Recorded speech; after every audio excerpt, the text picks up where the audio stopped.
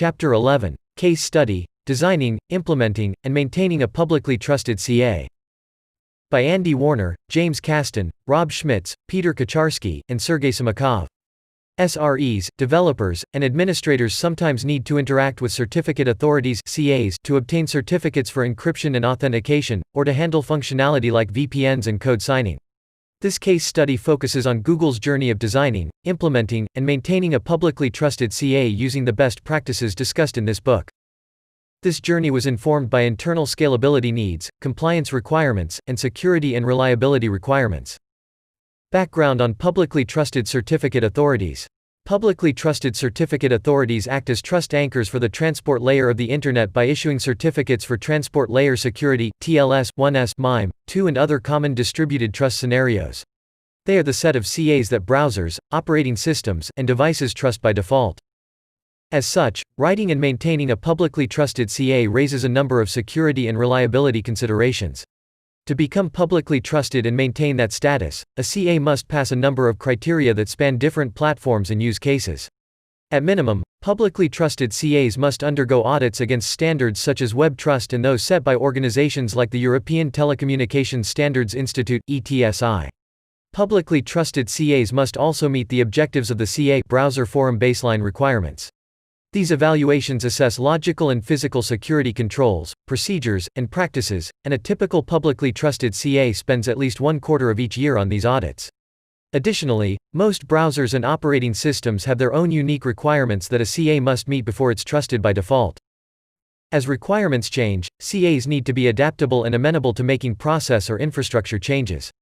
Chances are, your organization will never need to build a publicly trusted CA3. Most organizations rely on third parties for acquiring public TLS certificates, code signing certificates, and other types of certificates that require broad trust by users. With that in mind, the goal of this case study is not to show you how to build a publicly trusted CA, but to highlight some of our findings that might resonate with projects in your environment. Key takeaways included the following. Our choice of programming language and decision to use segmentation or containers when handling data generated by third parties made the overall environment more secure. Rigorously testing and hardening code, both code we generated ourselves and third-party code, was critical for addressing fundamental reliability and security issues. Our infrastructure became safer and more reliable when we reduced complexity in the design and replaced manual steps with automation. Understanding our threat model enabled us to build validation and recovery mechanisms that allow us to better prepare for a disaster ahead of time. Why did we need a publicly trusted CA? Our business needs for a publicly trusted CA changed over time. In Google's early days, we purchased all of our public certificates from a third-party CA. This approach had 3 inherent problems we wanted to solve. Reliance on third parties. Business requirements that necessitate a high level of trust, for example, offering cloud services to customers, meant we needed strong validation and control over how certificates were issued and handled. Even if we performed mandatory audits in the CA ecosystem, we were unsure of whether third parties could meet a high standard of safety. Notable lapses in security at publicly trusted CAs solidified our views about safety. Point 4. Need for automation. Google has thousands of company-owned domains that serve users globally. As part of our ubiquitous TLS efforts, see example, increasing HTTPS usage, we wanted to protect every domain we own and rotate certificates frequently. We also wanted to provide an easy way for customers to get TLS certificates. Automating the acquisition of new certificates was difficult because third-party publicly trusted CAs often did not have extensible APIs, or provided SLAs below our needs. As a result, much of the request process for these certificates involved error-prone manual methods. Cost. Given the millions of TLS certificates Google wanted to use for its own web properties and on behalf of customers, cost analysis showed it would be more cost-effective to design, implement, and maintain our own CA rather than continuing to obtain certificates from third-party root CAs. The build or buy decision. Once Google decided it wanted to operate a publicly trusted CA, we had to decide whether to buy commercial software to operate the CA or to write our own software. Ultimately, we decided to develop the core of the CA ourselves, with the option to integrate open source and commercial solutions where necessary.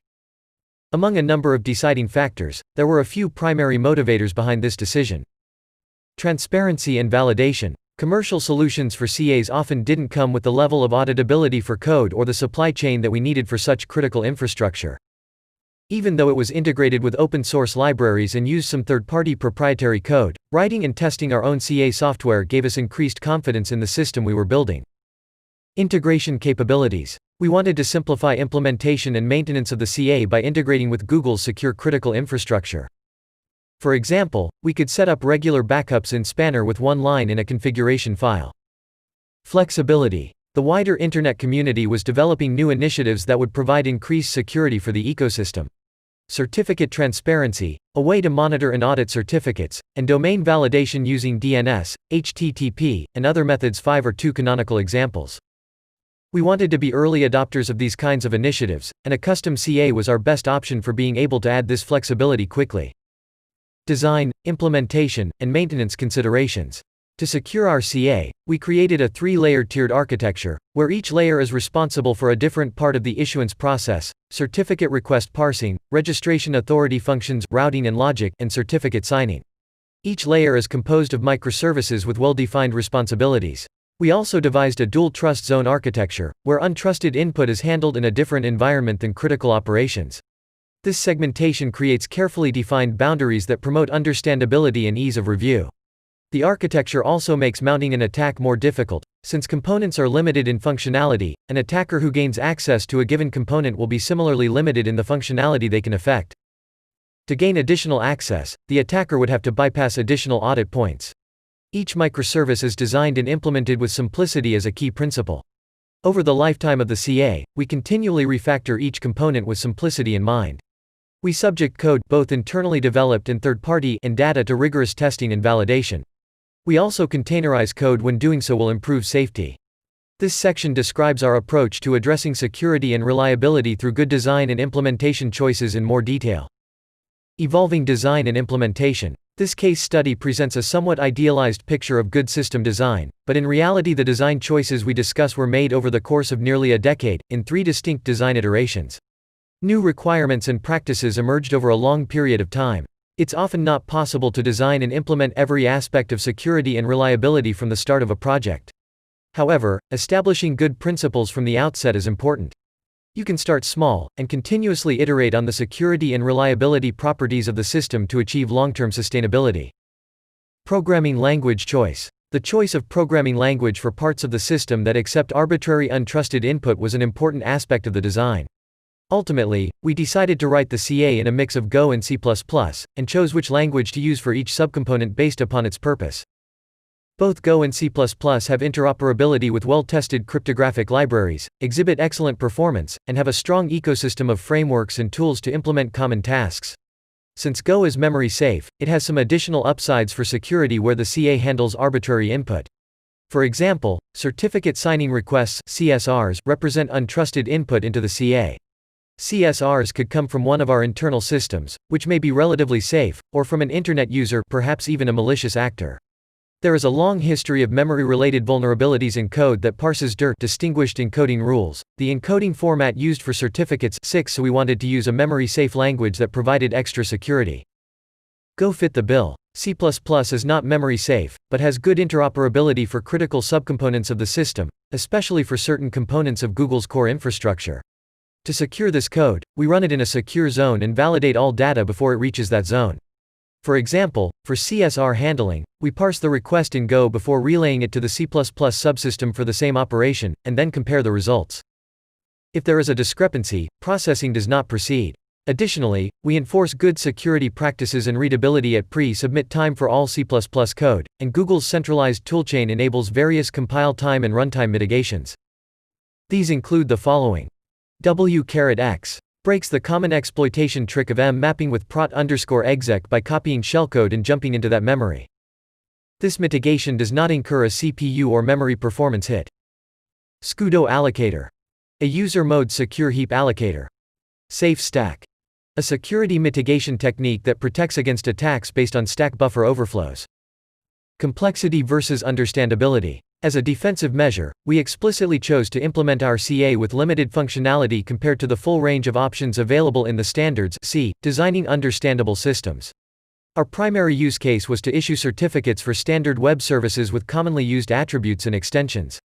Our evaluation of commercial and open-source CA software options showed that their attempts to accommodate esoteric attributes and extensions that we didn't need led to complexity in the system, making the software difficult to validate and more error-prone. Therefore, we opted to write a CA with limited functionality and better understandability, where we could more easily audit expected inputs and outputs. We continuously work on simplifying the architecture of the CA to make it more understandable and maintainable.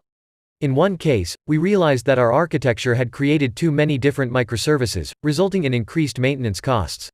While we wanted the benefits of a modular service with well-defined boundaries, we found that it was simpler to consolidate some parts of the system. In another case, we realized that our ACL checks for RPC calls were implemented manually in each instance, creating opportunities for developer and reviewer error. We refactored the codebase to centralize ACL checks and eliminate the possibility of new RPCs being added without ACLs. Securing third-party and open-source components.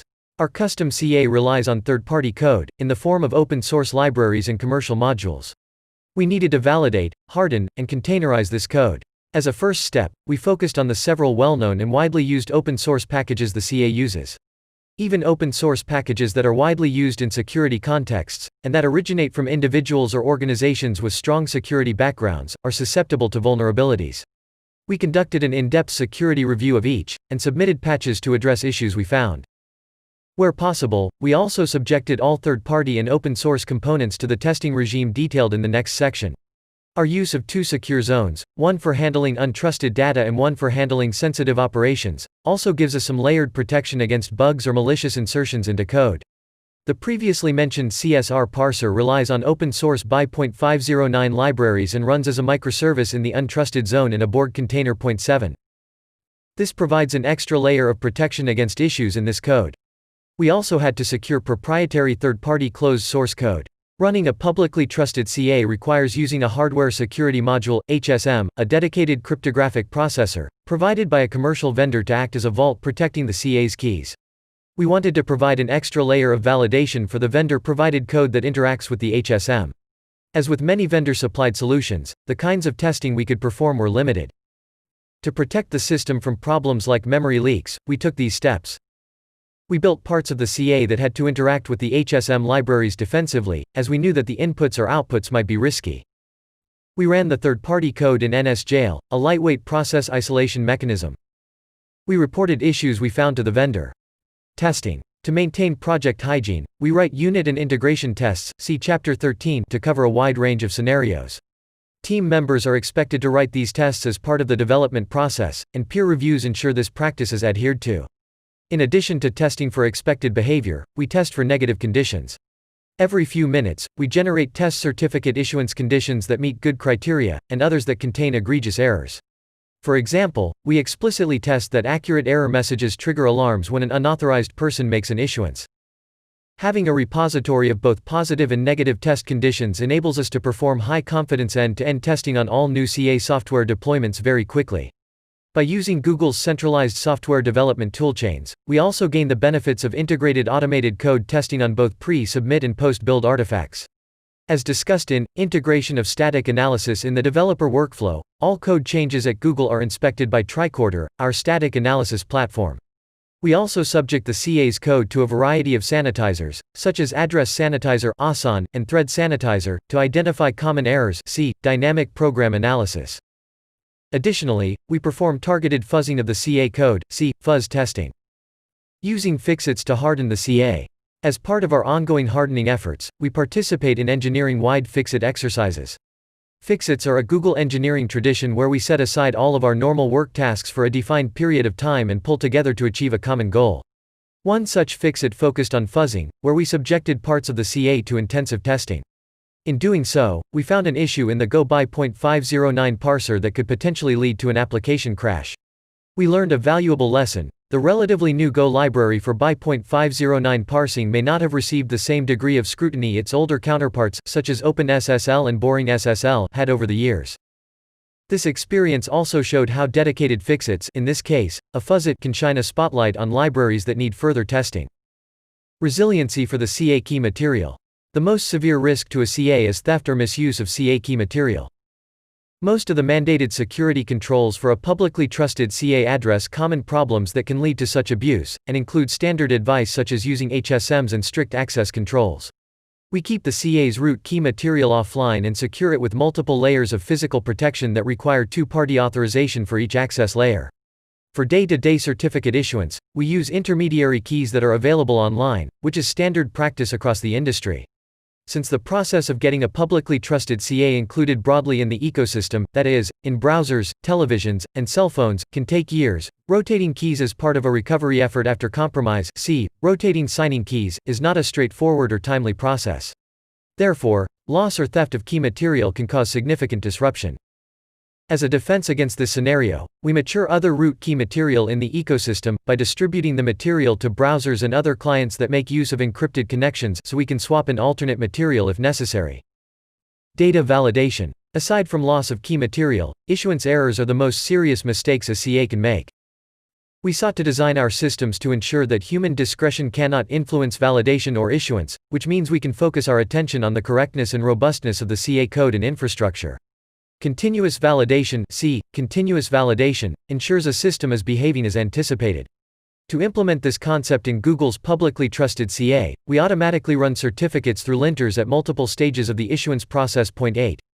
The linters check for error patterns, for example, ensuring that certificates have a valid lifetime or that subject, common name has a valid length. Once the certificate is validated, we enter it into certificate transparency logs, which allows for ongoing validation by the public. As a final defense against malicious issuance, we also use multiple independent logging systems, which we can reconcile by comparing the two systems entry by entry to ensure consistency. These logs are signed before they reach the log repository for further safety and later validation, if needed. Conclusion. Certificate authorities are an example of infrastructure that has strong requirements for security and reliability. Using the best practices outlined in this book for the implementation of infrastructure can lead to long-term positive outcomes for security and reliability. These principles should be part of a design early on, but you should also use them to improve systems as they mature. 1. The latest version of TLS is described in RFC 8446. 2. Secure multipurpose Internet mail extensions is a common method to encrypt email content. 3. We recognize that many organizations do build and operate private CAs, using common solutions such as Microsoft's AD certificate services. These are typically for internal use only. 4. DigiNotar went out of business after attackers compromised and misused its CA. 5. A good reference for domain validation guidelines is the CA Browser Forum Baseline Requirements. 6. The MITRE CVE database contains hundreds of vulnerabilities discovered in various dir handlers. 7. Borg containers are described in Verma, Abhishek et al., 2015. Large-scale cluster management at Google with Borg. Proceedings of the 10th European Conference on Computer Systems, 1-17. doi 10.1145 2741948.2741964